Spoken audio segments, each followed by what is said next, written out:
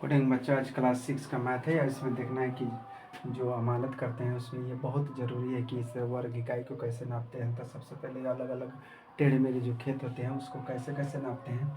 तो चले देखते हैं। यहाँ जो है यह ग्राफ दिया हो, ग्राफ में ये चित्र दिया हो, वर्ग इकाई यहाँ भी ग्राफ है, ग्राफ में चित्र दिया हो। तो ये ग्राफ को चित्र को हम अलग कर देते हैं।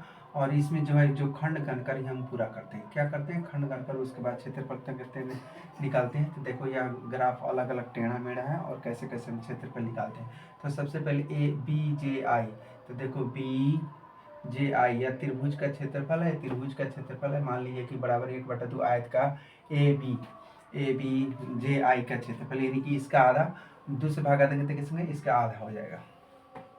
यानी आयत के क्षेत्रफल का आधी, आयत के क्षेत्रफल का क्या है? आधा है। तो 1/2 आयत की मान ली खंड इधर 1 से करने का 3 गो होगा, ऊपर करने का 2 गो। तो 3 गुना, यानी आयत का क्षेत्र लंबाई गुना चौड़ाई, यानी 3 गुना 2 है। खंड कितना है? 3 गो और 2 गो है। तो 1/2 यानी 3 गुना 6, 2 से कटा देंगे तो 6, यानी 3 वर्ग की गई। उसी प्रकार से हम इधर चलेंगे तो बी जे यानी बी जे डी का क्षेत्रफल बराबर 1/2 आयत बी सी डी, यानी कि देखोगे बी सी डी जे का क्षेत्रफल, यानी 1/2, यानी कि करेंगे तो आधा, यानी क्या है? आयत का आधा है, इसीलिए 1/2 भाग करते हैं। तो सबसे पहले खंड देखते हैं, 3 गुना 6 और 2 से कटाएंगे 2 दूना, यानी 3 वर्ग की गई।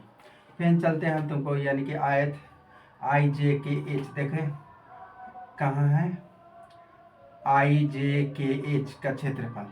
तो 3 गुना 8, इधर से 8 है, इधर से और इधर से 3 है, तो 3 बार यानी 24, 8 3 का 24 वर्ग इकाई।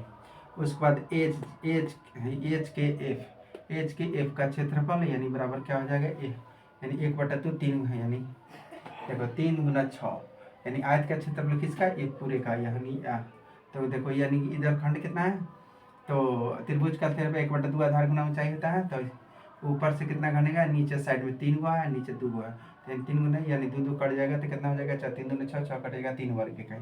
उसी प्रकार यानी कि डी जे एफ देखते हैं, डी जे और एफ, ये लंबा है, लंबा त्रिभुज, बड़ा त्रिभुज का क्षेत्रफल। तो देखते हैं 1/2 आधार, यानी आयत का क्षेत्रफल कितने करें? पूरा का क्षेत्रफल, क्योंकि हाई बड़ा है और आयत है। तब कौन कौन आयत है? यानी जे डी ई एफ, देखते हैं जे डी ई एफ, यानी इसका इस आयत का आधा है, इस आयत का क्या है? इसलिए 2 से भाग देता है। तो इधर से करने का 10 को, इधर से कितना करेगा? इधर से 3 को। तो 10 या 30, और 30 में 2 से भागा देंगे तो 15 वर्ग की गई। अब कुल क्षेत्रफल जोड़ते हैं इसको। यहाँ पर 3, यहाँ पर 3 3 6, 6 24 30, 30 3 30 3 33 और 33 और 15। तो अब 33 15 48 वर्ग, टोटल कितना हो जाएगा? 48 वर्ग इकाई। से हम उसी प्रकार देखते हैं, इस प्रकार टेढ़ा मेढ़ा। तो अलग से चित्र बनाते हैं और चित्र बनाने के बाद यानी देखते हैं। तो कह रहा है आयत डी ई एफ जे, देखते हैं डी ई एफ जे का क्षेत्रफल यानी 4, यानी इधर से 3 है, ऊपर से 4 है, तो 4 3 12 वर्ग, आधार गुना चाहिए, यानी 4 3 12 वर्ग इकाई। और त्रिभुज का रहा डी आई सी, देखो इसमें किधर है? डी आई सी का, इसका क्षेत्रफल तो बराबर आयत, यानी कि बी सी डी आई, यानी इसका पूरा का क्षेत्रफल का आधा है। 1/2 तो कितना? यानी इधर से 3 है, ऊपर से 2 है, तो 3 गुना 2 यानी 2 2 कट जाएगा, 3 वर्ग, 3 गुना 6 यानी 3 वर्ग की गई। उसके बाद कह रहा है ए आई एच, देखो यानी ए आई एच का क्षेत्रफल। तो ये क्या है?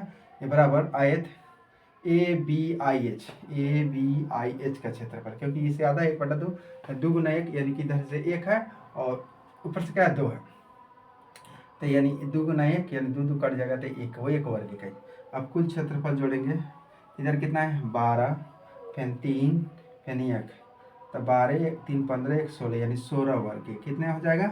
16 वर्ग इकाई। इस तरह हम जो है जमीन से अलग से निकाल कर उसे जोड़ते हैं। थैंक यू बच्चों।